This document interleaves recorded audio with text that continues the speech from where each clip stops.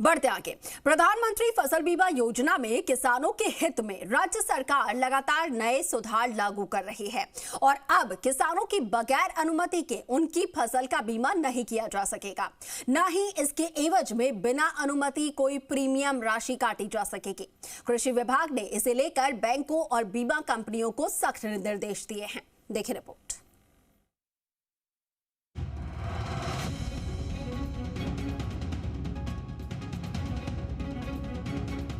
राज्य में अब किसान की बिना अनुमति के कोई भी बैंक उसकी फसल का बीमा नहीं कर सकेंगे।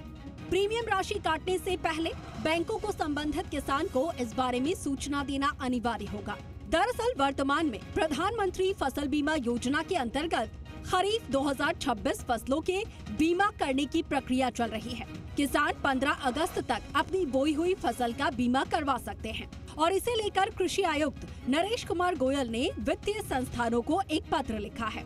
इसमें कहा गया है कि योजना के प्रावधानों के अनुसार खरीफ 2026 के नामांकन शुरू होने पर वित्तीय संस्थानों का ये दायित्व है कि पात्र किसानों से संबंधित भूमि रिकॉर्ड, फसल का नाम, केसीसी आदि की समस्त जानकारी राष्ट्रीय फसल बीमा पोर्टल पर सही दर्ज की जाए।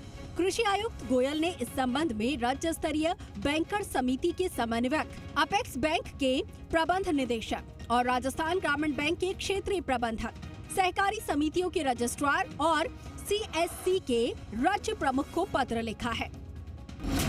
अब तक क्या गड़बड़ी की जाती है? पिछले वर्षों में प्राय ये देखा गया कि बीमाकर्ता वित्तीय संस्था करते हैं गलती। किसानों की भूमि एवं फसल संबंधित विवरण की जांच नहीं करते। भूमि फसल जांच किए बिना ही फसल बीमा पॉलिसियां सृजित कर देते हैं। किसानों के वास्तविक विवरण और सृजित पॉलिसियों के विवरण में भिन्नता होती है। इस कारण फसल बीमा के क्लेम विवादित हो जाते हैं और उनमें विलंब होता है।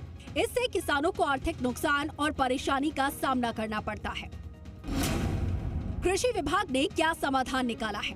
अब इन समस्याओं को रोकने के लिए कृषि आयुक्त नरेश कुमार गोयल ने निर्देश दिया है और कहा कि भविष्य में पॉलिसी सृजन के समय किसानों के सही रिकॉर्ड जांचे जाएं।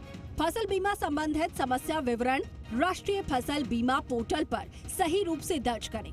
किसानों द्वारा बोई गई फसल अथवा प्रस्तावित बोई जाने वाली फसल का सही विवरण दर्ज करें और अगर बीमित फसल और किसानों की वास्तविक बोई गई फसल में कोई विभिन्नता पाई जाती है तो इसकी समस्त जिम्मेदारी संबंधित वित्तीय संस्था यानी कि बैंक की होगी।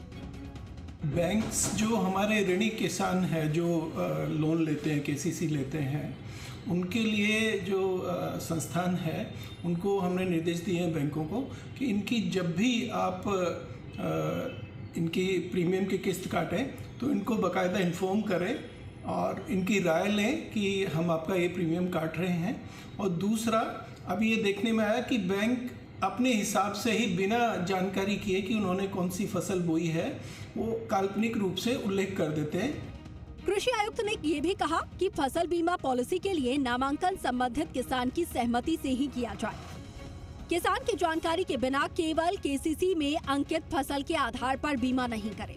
और वित्तीय संस्थानों को चेताते हुए आयुक्त ने ये भी कहा कि किसान के बिना अनुमति के स्वयं के स्तर से फसल बीमा पॉलिसी सृजित करना किसानों के हित में नहीं है। कृषि आयुक्त ने सभी संबंधित वित्तीय संस्थानों से अपील की है कि वो योजना के प्रावधानों का पूर्ण पालन सुनिश्चित करें ताकि किसानों को समय पर और सही फसल बीमा सुरक्षा मिल सके, ताकि क्लेम संबंधित विवादों से बचा जा सके।